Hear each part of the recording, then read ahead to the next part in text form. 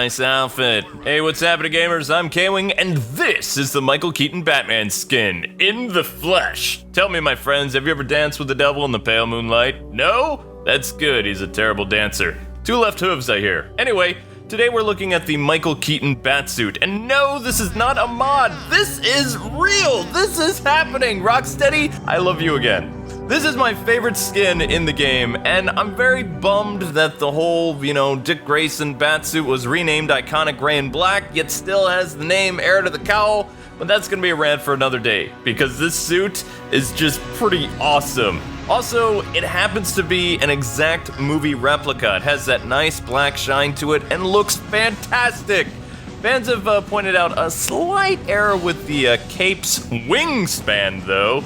Apparently it's not as cool as the 1970s costume when it's gliding. Also, apparently there is a slight invisible torso glitch if you remove the utility belt near the game's finale with the Scarecrow. But other than that, we're pretty lucky to have this skin in Arkham Knight. But we're moving on. Today, my friends, you will learn things you never knew about Batman and Michael Keaton. How it came to be, the original script, some of the actors that were supposed to be Batman, cut scenes from the film, and character deaths along with trivia that you don't know. It's time to learn stuff while punching crime in the face. Also, excuse my voice because I'm losing it, mainly for yelling at traffic in New Jersey. Now I'm gonna blow your mind right off the bat. Haha, that was intentional. The famous line that has appeared in every single Batman movie to date was never in the script for the original Batman film, in any of the drafts. When Keaton got on set and was shooting the famous "Don't kill me, man! Don't kill me, man" scene, where Batman's holding a thug over the edge of the cliff and then says, "I'm Batman." Well, Keaton was apparently supposed to reply with "I am the Knight" in the script reading and rehearsal, and Michael had said the line correctly dozens of times. During the final take of that scene, for whatever reason, Michael replies with, "I'm Batman," and then loses it on set because he thought it was pretty hilarious. Burton, for whatever reason, kept it in, and now it is a Batman meme that will last forever. But that's not the only thing that Keaton did. Some of Batman's dialogue with Vicky and the Joker were all ad-lib, like the "wanna get nuts" monologue, "let's get nuts." All spontaneous Keaton magic. Rumor has it that Michael was annoyed that Jack didn't stick to the script at all for most of his Joker scenes and was making up things as he went, since WB gave Nicholson so much freedom to do anything he wanted since their little replacement stunt with Robin Williams a little while ago to play the Joker. To keep Jack happy and under contract, they said he could do whatever he wanted. The man literally could do no wrong. Also, as a character, Joker was unpredictable, so that's what Jack Nicholson did. Keaton wanted to make Batman crazy too, though, so the audience would see his character off his rocker too, though in a more subtle way that was pure Keaton, acting aloof with most of his Bruce Wayne scenes, such as eating dinner on that huge table in that abandoned room and sleeping upside down like a bat after that thing with Vicky. An idea in some drafts of the script also had Batman appearing more supernatural, using mirrored lenses in his eyes to mimic the comic book slits. Kane didn't really like that idea though, nor was he sold on Michael Keaton as Batman during pre-production. On set was another story. Now remember, back in the day, WB received over 50,000 fan letters demanding for Keaton to be uncast as Batman. Mr. Mom couldn't be Bruce Wayne is what they said, among other not nice things. Especially after fans learned that Mel Gibson and Pierce Brosnan both were offered the roles of Bruce Wayne and Batman.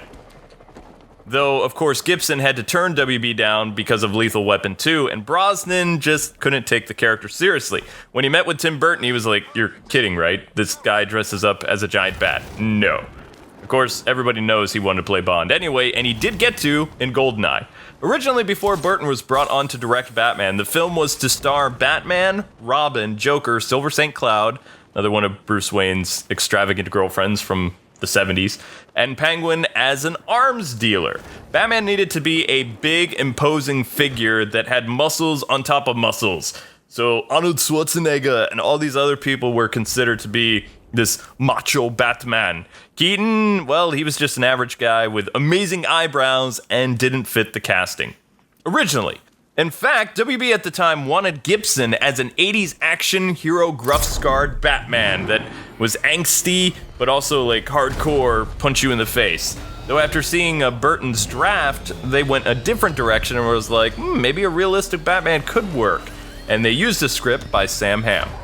Though it's important to note that not everything Sam wrote would appear in the film, such as Knox being the former boyfriend of Vicky Vale, Dick Grayson's cameo, and many main characters' deaths, which we'll talk about a few.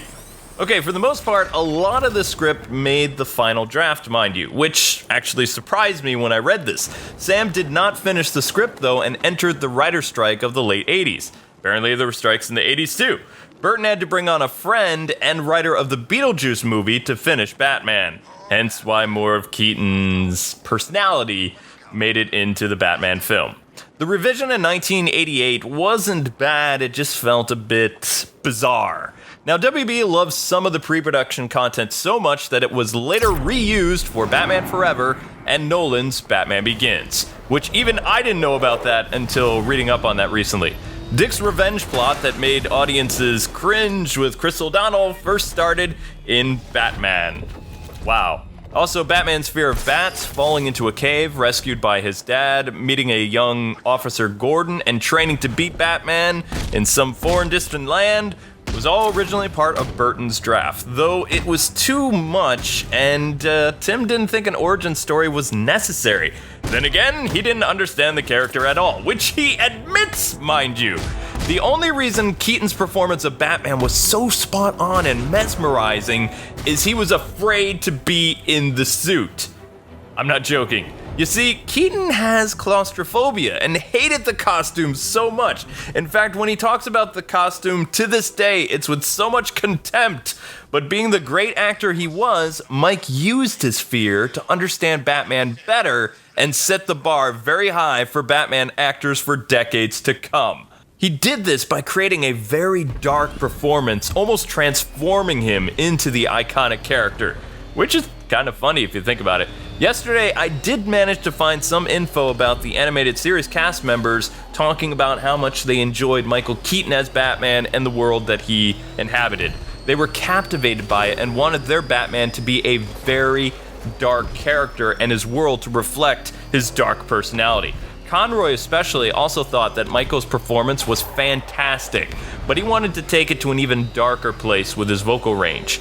Everyone is so glad that Tim and company did just that, and Batman the Animated Series is a great addition to the Dark Batman mythos. Another bit of useless trivia for you, because I like doing that kind of stuff. None of the cast had any comic book background at all. If anything, Keaton was a fan of Superman. Shots fired! Batman enjoyed reading Superman books when he was a kid. Michael and Burton were given reading material for Batman, but it was Bill Finger's early writings before Robin, and also using a lot of Shadow's stories and elements, which actually confused the cast. The studio gave Jack Nicholson and Keaton The Killing Joke and Dark Knight Returns to read as well. But according to the makeup artist that put on Jack's Joker prosthetics or makeup, whatever you want to call it, he did his own thing with the character and kind of tossed out the comic book saying, He's like, the studio gave me so much freedom to do whatever I wanted. So then I would fall asleep in the makeup chair for like 2 hours while the prosthetics were applied, and bam, I became the Joker. Worst Jack impression ever, I know, but that's how the story goes. Keaton, on the other hand, would zone out and feel trapped inside his suit like, I want this thing off me. Okay, I'm Batman, you know? And he's also gone on the record years later saying, I really liked The Dark Knight Returns and Batman Year One by Frank Miller, but I was given Batman comics from the 40s, so Bob Kane's work. Also, Kane was on the set a dozen times or so, and he gave me some pointers on how Batman would respond to a certain scenario. It's also the reason why Burton and Keaton decided to kill, which fans actually still remind Keaton of to this very day, and Burton is still banned from many comic book conventions because Batman simply doesn't kill. Mike's reply is, well, ours did. In fact, he lived in a crazy upside-down world where putting the guys in jail wasn't an option. These were crazed psychopaths. So, while he has a point, his response has always bugged me. But that's how Keaton interpreted the character back then, and they really didn't have a lot to go with. Batman wasn't this huge iconic figure that he is today. Though I'll be honest, since this was the Wild West of Batman movies, they were pioneers forging their own path. Nowadays, I expect actors and directors to know more about the characters they're going to represent on screen. So no slack will be given for Affleck and crew if they screw Batman vs. Superman up. I will say that right now. Batman wasn't a household name again until 1989 released worldwide, creating Batmania like never before and making me the hardcore Batman fan I am today. Anyway, back to the original script. It has many aspects that I really don't like and goes in a different direction for some beloved movie characters in this film. Also, it plays out more like a cheesy action film than action thriller. But let's start with Vicky Vale, just because. So, she's actually aware of Bruce Wayne's dubious reputation with women in this draft. She actually calls Bruce Mr. One Night Stand, and we find out that she's a player herself. Also, she isn't really passionate about scooping Batman and finding out who he is and why he does what he does, more than just conquering Bruce Wayne and, adding another notch on her belt. Different than the film, Bruce and her dated way longer before they actually spent the night together. She also seems to care for him more and notices small things amiss with Bruce, like, scars and bruises all over his body, which he blames on horse riding accidents and other crazy billionaire stuff. Did you know that actually Kim Basinger was not supposed to be Miss Vale? Nope, Sheen Young was, and she was cast as Vicky and intended to be a redhead like in the comic books. During a horseback riding scene with Keaton, she broke her collarbone and had to be replaced, and that scene was completely written out when Basinger came on set. Although Burton suggested that Michelle Pfeiffer would be a great Vicky Vale, and Keaton was like, I'm dating her at the time, that would just be awkward. No. So Kim was cast instead, and she signed on for 2 films like Billy Dee Williams, who was supposed to become Two-Face.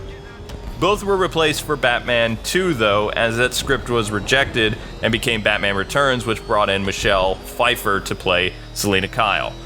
And now we're talking about Knox. That reporter guy who has the bad tie? Yeah, that guy. So in the film, what you know of Knox is he was an annoying side character that worked for the press. But the character originally had a much bigger role that was originally offered to Steve Martin. Also, he was going to die in pretty much every draft of the script during the Joker's parade scene, succumbing to either the deadly laughing gas or getting shot. Because the crew and studio liked Knox's character so much, his death scene was not filmed, though it still appears in all versions of the script. Knox did not return for Batman 2, though, and so you can leave his ending very ambiguous if you want to.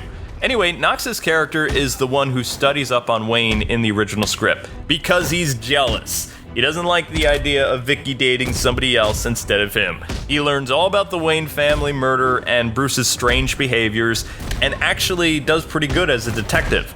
Another thing about this film, Bruce didn't like his photo being taken, which is why he steals Vicky's film in the movie. But they don't really explain in the actual film why he hates having his picture taken. They kind of do in this draft, but more on that later. It has to do with his other personality and stuff like that. Joker in Sam's script kills way more people in different zany ways than what you saw in film. Remember the scene with the joy buzzer and talking to the skeleton about greasing his pals? Well, they actually show it. A criminal is at a casino playing cards in Gotham and gets a handful of jokers and then a bullet between the eyes. Next, it transitions to a wonderful park where there's a party clown handing out balloons during the day. He offers one to a group of passing mob bosses because it's Gotham. They politely decline, and then Joker smiles, and while their backs turned, he pulls out a flamethrower. So that's classic Joker. Then, of course, the pen is mightier than the sword scene plays out per normal, though Vicky and Bruce have a cute scene until the gunfire happens. Which brings up another point that I hate about the screenplay. Wayne is paralyzed with fear during the shooting, and grabs Vicky very tight to the point that it scares and hurts her. His grip is like a vice, man! I'm really glad that this did not make it in any version of the script, because Batman being afraid of guns is just stupid, okay? It's terrible. I mean, I liked his reaction better after watching Joker leave the scene and investigating Jack's return. Like, wait, didn't I drop you in a vat of chemicals? Kind of that puzzled, bewildered look, like, whoa, what's going on? Is this a ghost? And Joker's just there waving at him like, hi. So Knox figures out that Bruce Wayne is Batman and wants to tell the police. Vicky is still kind of like reeling from the whole plaza shooting thing and goes to see Bruce because she needs to comfort him because that's her role as a woman now. She's not a player anymore. She's ready to be a happy homemaker. At the Ace Chemical plant, Joker is whipping up a type of nerve gas he calls Smilinol, which later ended up in the film being called Smiley, I think. And he plans on making Gotham a much happier place. Vicky is the one who originally was sent to the supermodel shoot for the two models who die in Joker's commercial. And she has a very short role. She's a very famous photographer who's there to take their picture. So anyway, the models end up having the horrible grins on their faces. And then Vicky calls 911. So there's her scene. Also, she screams. In this original script, there are a lot of places where it says Vicky screams. So probably could have been in the hundreds. But a lot of people, when they do the Batman sins, they mention how often Vicky screamed.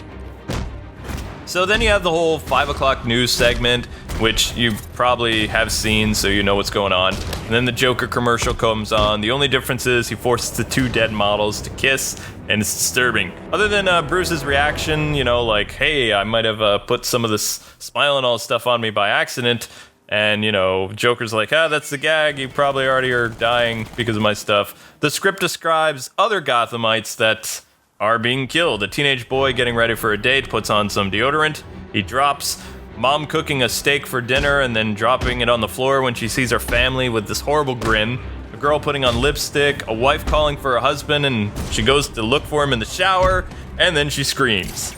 So, I mean, the death count in this film would have been more aligned with Rambo than Batman. Very dark indeed, if I can say so. Even the Dark Knight Returns talk show slaying wasn't this shocking. In fact, the death total, I think, in this original script is over 700 people. And that's pretty crazy. The studio even approved this script, by the way, to make the film, so yeah. The news anchor lady says that 100 people have died overnight instead of, 6 new deaths or whatever it is in the original film.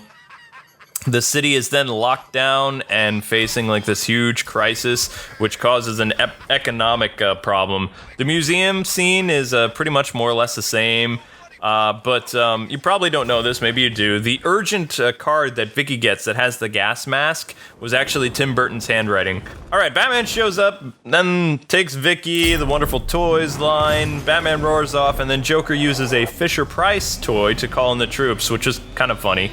And we also find out that he has crooked cops on his employ, waiters, mimes, goons, and all kinds of different walks of life to go after Batman.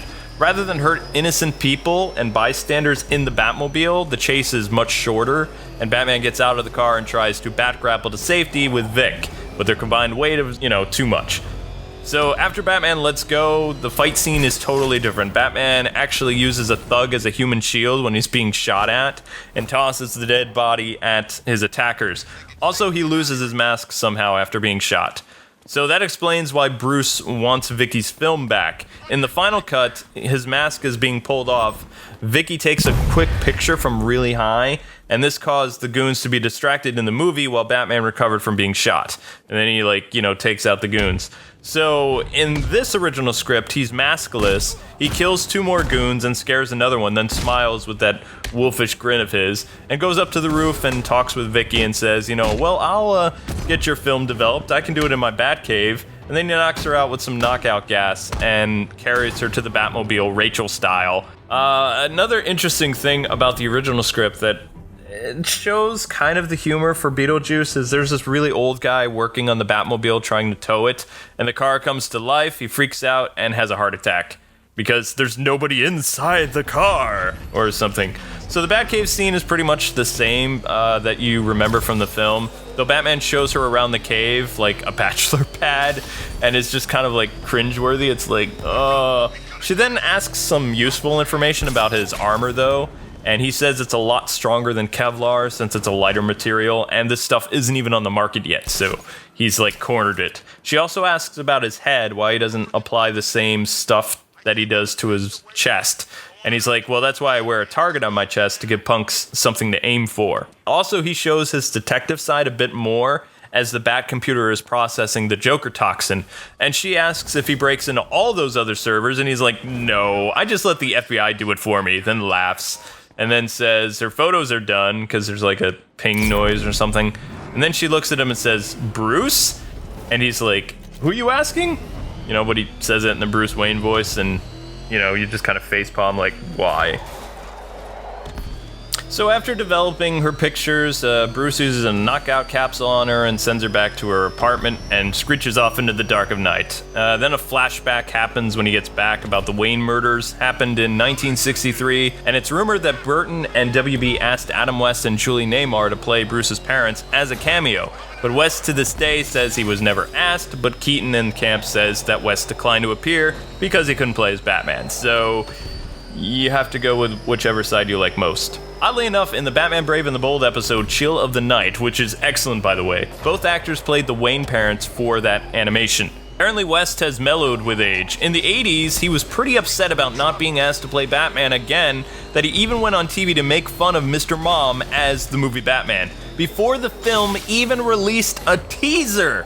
Talk about trolling.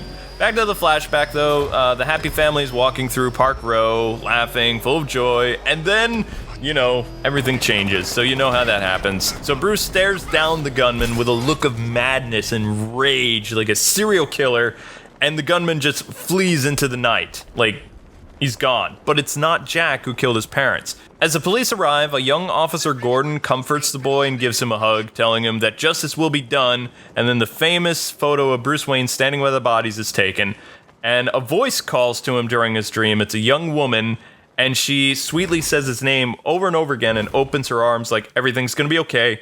And then the camera opens and it's Vicky Vale. And Bruce opens his eyes and he's like, I love her, or something like that. The next day, Gotham is experiencing stock issues because of the economic crisis, because nobody's buying anything, because they don't know if it's poisoned. And this scene was pretty much just to show the Wayne Foundation building and another place for Keaton. It's unnecessary and it's stupid, so I'm glad it was taken out. Also, it's another Wayne Vicky scene where he calls her on the phone, but he's using his Batman voice. Why? Because he's Bruce Wayne, I guess. So she says, you know, I want to meet up to discuss your alter ego, and it's a really terrible fan fiction moment. He's using his bat voice in like a local phone booth, and some guy comes into the room and says, Mr. Wayne? Who are you talking to, Mr. Wayne? And before he can get his hand on the receiver to, like, you know, mute it, because that's what you had to do back in the day when you didn't want people to hear stuff. There was no mute button, kids. You had to put your hand over the talking part.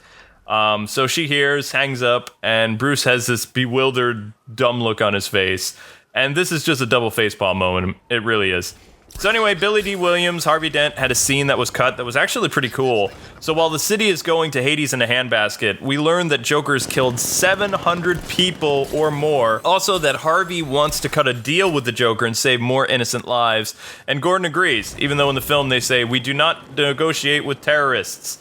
So apparently, you know, a lot of the populace gets killed. Okay, so the city is in an uproar and Knox goes to see Batman at Wayne Manor. This was another scene that was cut, because the film would be like 3 hours. For whatever reason, Bruce lets him in. They have a heart-to-heart talk, man-to-man, and it's a cringeworthy scene because basically Knox is there to plead with Bruce to break up with Vicky when they've already broken up so that he can be with Vicky. So, yeah. What I find very interesting about this original script, too, is there were a lot of 90s fans of Batman that paid top mint for this original script. Top mint for this. So, you know, he's going on her behalf to see what Bruce's motives are. Is he going to marry her? Is she going to be Mrs. Batman? Who will be best rodent? I kid you not, that's one of the lines in the script. So Knox babbles like a rejected boyfriend, and it's pathetic. Back in Gotham, the celebration ceremony begins, and Haley Circus has offered the Flying Graysons to represent them at the parade. That's not going to bode well. At Vicky's apartment, Bruce tells her he's Batman. Then again, by this point, she already knows, and she's like, you think I'm stupid? So this scene is pointless. It was written out. Thankfully, a package from Joker arrives, which causes Bruce to go in Batman mode again, which is pretty cool. So similar to the 70s and 80s Batman, Keaton's Bat also carried a briefcase containing a secret compartment for his Batsuit and utility belt. Though in this film, it was just the utility belt that he carried around, which Vicky is like, you need help. And I agree. So Bruce responds with, "Hey woman, it's gonna get dangerous in here. Go make me a sandwich or something." He doesn't say that, but he totally should. Because a woman's place is in the kitchen. I'm kidding. He uses some bat scanner on it and turns out it's nothing lethal. It's just this weird fake hand mannequin thing that has dead flowers on it. For whatever reason, Alicia, Joker's girl, calls Vicky and wants to have a girl talk. I don't know. Long story short, Alicia warns Vic that, somebody is coming after Vicky, and Bruce is trying to desperately trace the call. Joker's men arrive, and Bruce beats them up. Or kills them, I don't remember, one or the other. He then takes a nylon from Vic's room and puts it over his head, and apparently he had no spare cowl. He also kisses Vicky like it's some type of romantic movie, and then, leaps out a window. And yes, if you watch the original storyboard for Robin, Batman puts over Vicky's nylons on his head and then jumps out a window and drives a horse. So this really happened. It really did. This is getting long, I'm sorry, but this script was very, very lengthy. Okay, so to get to that point where Bruce jumps out of the, building, first he has to go place a tracer on Joker's van, and he goes down and acts like he forgot something important before he gets in his car. And the Joker thugs are actually pretty intelligent. There's like, this elevator's not supposed to be working. And Joker's like, crap, and then he leaves. So then Nylon Man jumps off the rooftops in pursuit of the Joker, flying on rooftops with a rope. Somehow, the Nylon hero steals a police horse and charges after the Joker like the Lone Ranger. And, yeah, Bruce runs into a little yellow car that tosses him his batsuit. It's Alfred, who's speeding off like he's running from the cops in The Italian Job or something. So the amount of stunt work needed for this original script would have been impossible for Hollywood film of that day. Car chases, horseback riding, roof jumping, rope swinging. Hate to be that budget guy, but yeah, this would have been impossible. Anyway, Batman catches up to the Joker and, not wanting to get caught, takes a detour in the park, so Gotham State Park or whatever it's called. So the Flying Graysons are doing their thing, and a young Richard Grayson is supposed to be played by Kiefer Sutherland, I believe. Don't really remember actors, but his name has appeared in other Bat fan sites for this, so I'm going with that it's supposed to be that guy. So Joker's driving recklessly through the barricaded off park, and he's tossing TNT randomly at circus attendees, because that's just what he does. Batman gets blown off his horse by the force of the explosion, and the Graysons, who have just finished their death-defying, move somersault thing, their platforms get blown up and they die. And Dick is now an orphan, like Saturday morning cartoons. Enraged, he uses his sick aerial ninja moves and lands on top of Joker's van and wants revenge for the dude who just killed his parents in front of him. Yep, in this story, Joker's the guy who killed Robin's parents, not Batman's. Kind of like that, actually better. This idea was reused, of course, in Schumacher's Batman Forever, which we're not going to talk about anymore. Anyway, Joker shoots at the young boy and misses through the roof with like an Uzi, and apparently the circus orphan is like awesome at dodging bullets. Dick then pulls some sort of antenna off the truck and uses it to stab Joker in the shoulder through the windshield, which is hardcore. The van then careens deadly off somewhere, and Batman rescues the boy before he loses his head from a low street sign. And then Joker stumbles out of the car completely unaffected, even though he was just stabbed. So continuity.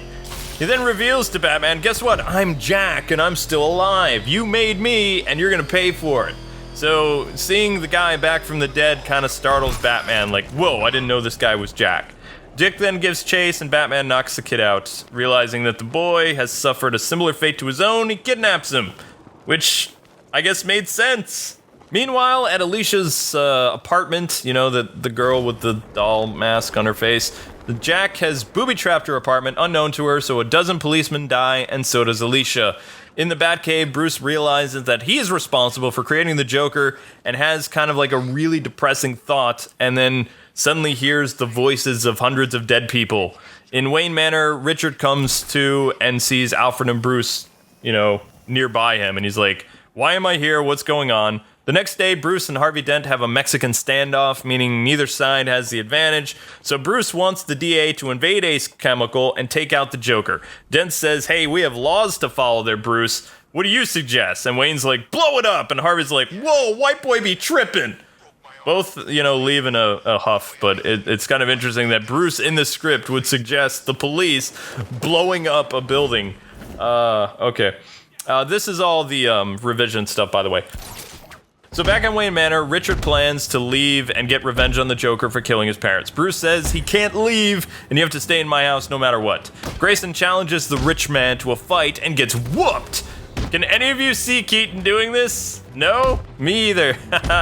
So Alfred comes running up the room with a shotgun pointed at the combatants, Dirty Harry style, and everybody's like, whoa, don't shoot, old dude, you know? And they all have like a laugh and a spot of tea or something. I don't remember. So Bruce says, it's alright, Grayson is cool, man. He's fine. Lower the weapon. And then Dick Grayson is like, you're him, aren't you? And Batman's kind of like, I guess I'm Batman, yeah. Because I have sweet ninja moves. Okay, so I'm a little fuzzy on the details, but Joker has another video message to Gotham because they watched apparently, or they read a lot about the Killing Joke apparently, so that's why this continues to happen. Should only been used once, and it only was. Saying how he basically has a truce planned and he wants Batman to fight him. So at the Wayne house, Vicky is getting a declaration of love from Batman and Bruce Wayne, and that's not odd at all. It really isn't. In the Batcave, he builds a bomb for his car and a bomb for his utility belt to blow up Ace Chemicals. He also tells Alfred to treat Richard the way he treated him with kindness and raise him to be a good man. And Alfred does his best to fight back the tears because Bruce is going on a suicide mission.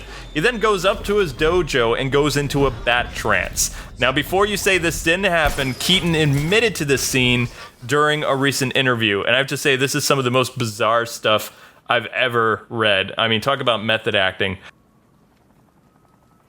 So supposedly, in order for Bruce to pull off all this crazy stuff that Keaton, you know, knew about Batman, he buries all his emotions and, you know, basically has no remorse for doing all these horrible things as Batman and goes into this trance that takes like 15 minutes. Personally, I think this is really dumb, and it's great that this was written out because essentially what this is this is like Batman losing control in R.I.P., you know, the Grant Morrison book with the backup personality of Zur and that's what this was. So this scene was actually shot, and there probably is either in Keaton's library or WB's or something, with Keaton like sitting there going like, and his eyes like blinking like he's possessed or something.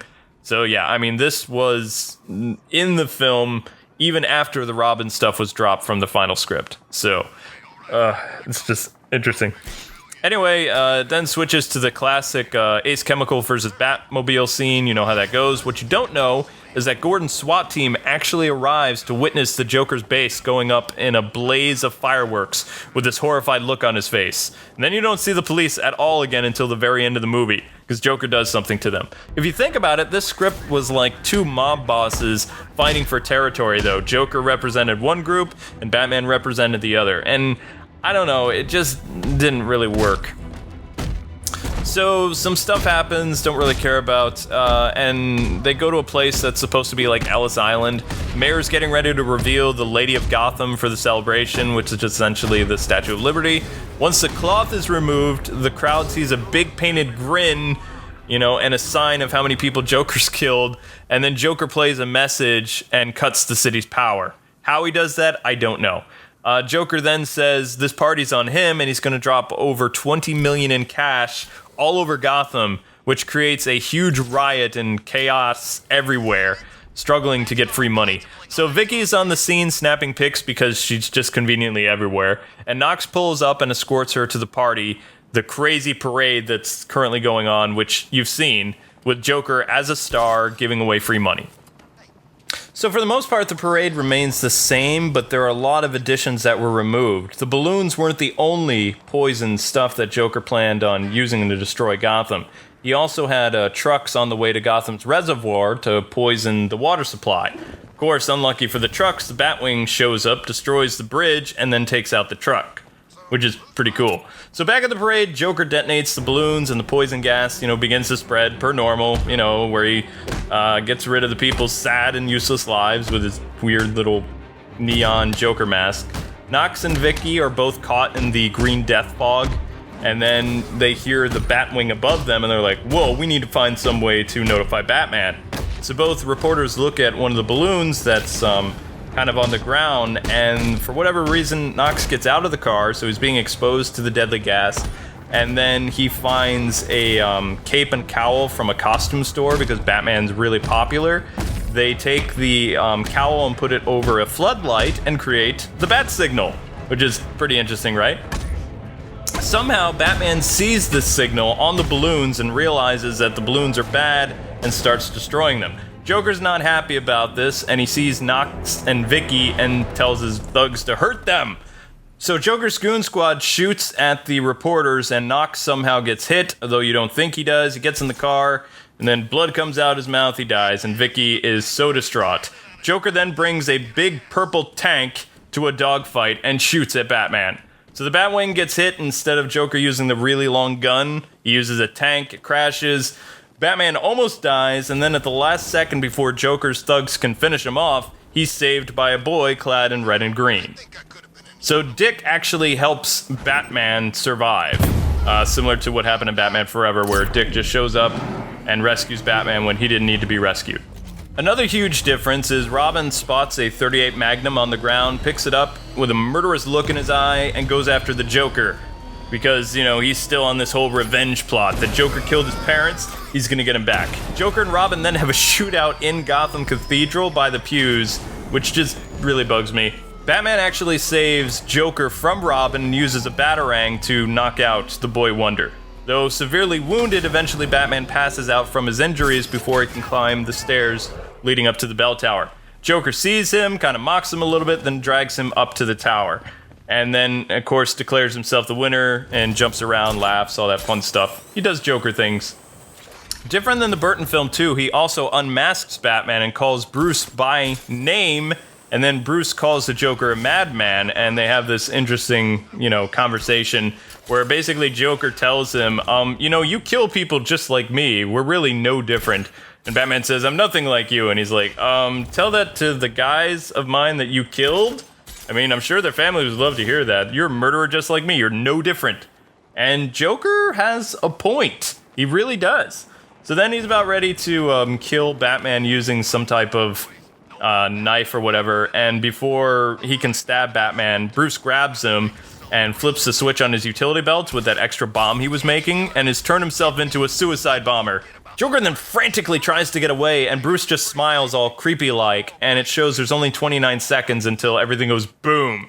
So Joker's running around crazy trying to get away from the explosion. He keeps missing the ladder and somehow startles a nest of bats that then swarm at him like crazy and knock him off the top of the church. Batman then takes off his belt, latches onto the helicopter at the last second, and then down below as Joker's dying, he looks up and he sees like the night sky and thinks that Batman explodes, and he has like this almost like childlike look on his face. You almost feel bad for him, but then you realize this guy killed a lot of people and he got what he deserved.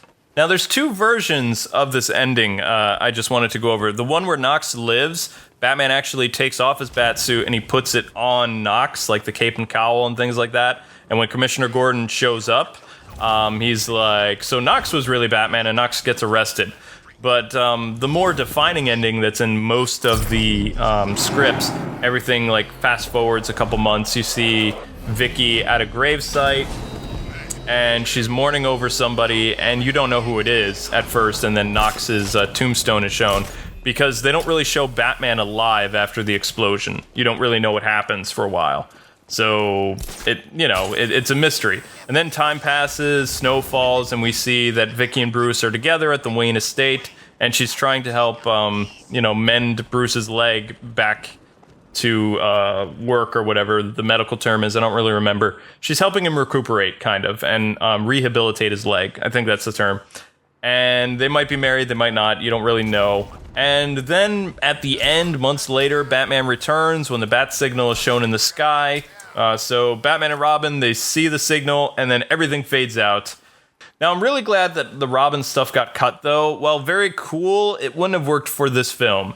One, shortly before this movie was written, Robin was killed off by DC Comics, and the media made a big stink about it. So the public wouldn't really be happy about seeing Robin at that point, when DC had just killed him. Two, while not very campy, in the Burton world, which is super dark, Robin wouldn't work at all. Hence why in Batman 2, Sam rewrote Robin's introduction as a circus orphan, like a little homeless kid who gets adopted by Bruce and Vicky at the very end and doesn't become Robin. So he had a much cooler role later on. But what's interesting about this original script is everyone had a decent role. Dent was more than just a few cameo shots and one-liners. Vicky had a lot of screen time, and Bruce had more of a backstory. But again, for what the public needed at the time, this script wouldn't have worked and probably been really hokey, hence why it was changed a lot. Batman became the stoic guy that terrorized mob bosses, but it was just a night job to the guy. It wasn't like his mission in life.